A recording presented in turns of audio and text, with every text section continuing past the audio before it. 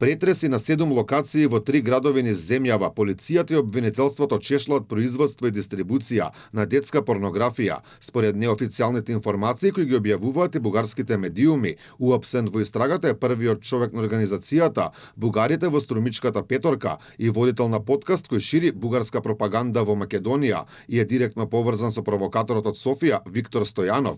Според првичните информации, секторот за компјутерски криминал при Бирото за јавна безбедност во координација со Битолската, Охридската и Струмичката полиција спровеле координирана операција. Се одземаат компјутерски уреди и податоци кои треба да послужат како доказ во понатамошната постапка. Акцијата ја потврдуваат и од МВР и од обвинителството, но повеќе детали за сега не соопштуваат. МВР по обезбедени наредби за претреси и во координација со ОЈО Скопје презема действија за обезбедување докази. Инаку согласно член 193 од кривичниот законник, оној кој произведува детска порнографија со цел нејзина дистрибуција или ја пренесува, ја нуди или на друг начин ја прави достапна, ќе се казни со затвор од најмалку 5 години.